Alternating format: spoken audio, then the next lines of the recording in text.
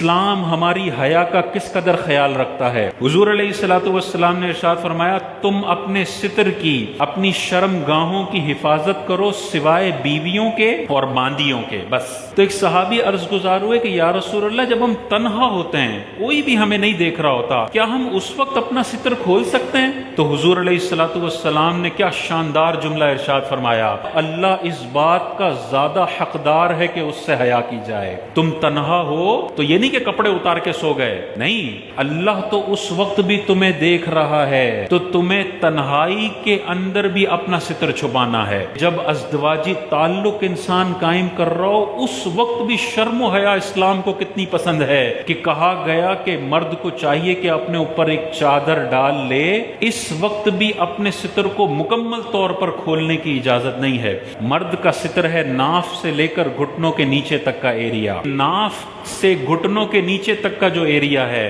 وہ تنہائی میں بھی کھلا رکھنا جائز نہیں ہے، صرف جتنی ضرورت ہے۔ غسل خانے میں غسل کے لیے جاتے ہیں، استنجا کے لیے جاتے ہیں، بس جتنی ضرورت ہے اتنی دیر، یہ نہیں کہ ضرورت 10 منٹ کی تھی اور موصوف اندر موبائل لے کر گئے ہوئے ہیں اور 25 منٹ میں اندر برہنہ ہو کے موبائل استعمال کر رہے ہیں۔ یہ ستر بلا ضرورت کھولا جا رہا ہے اور یہ اللہ تبارک و تعالیٰ سے بندہ حیا کرنے والا نہیں ہے کہ حضور نے ارشاد فرمایا لعن اللہ الناظر والمنظور الیہ، جو ستر کھولتا ہے اللہ تعالیٰ اس پر بھی لعنت فرماتا ہے اور اس کھلے ہوئے ستر کو دیکھنے والے بندے پر بھی اللہ کی لعنت پڑتی ہے۔ بعض لوگوں کی عادت ہوتی ہے گھر میں قمیض اتار کے ہی حضرت گھوم رہے ہیں، بیٹیاں بھی ہیں بیٹے بھی ہیں، لیکن ابا جی کی عادت ہے جیسے گھر میں انٹر کرتے ہیں قمیض اتار دیتے ہیں۔ اب اس میں بعضوں کا شلوار ناف سے تھوڑی نیچے ہوتی ہے، نیچے کا ایریا نظر آ رہا ہوتا ہے، یہ تو حرام ہے۔ جتنی دیر یہ گھر میں حضرت ٹہل رہے ہیں یہ حرام کام کر رہے ہیں، اور اگر ناف تک چھپا ہوا بھی ہے تب بھی بلا ضرورت یہ اوپر کا ایریا کھولنا مناسب نہیں ہے۔ انسان بڑا عجیب سا لگتا ہے آدھا ننگا ہو کے،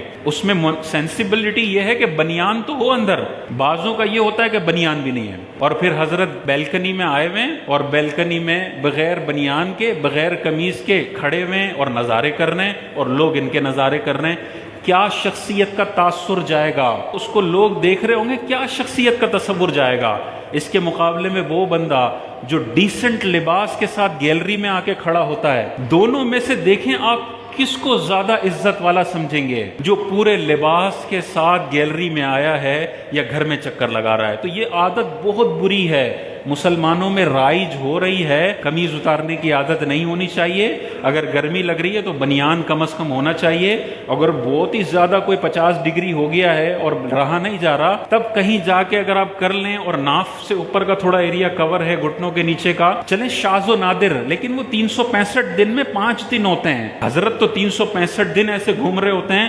مناسب نہیں ہے۔ بچوں پہ بھی برا اثر پڑتا ہے، ننگ پن آتا ہے گھر کے اندر، بچیوں پر بھی برا اثر پڑتا ہے اور ایک گھر کے اندر عجیب و غریب ماحول ہوتا ہے۔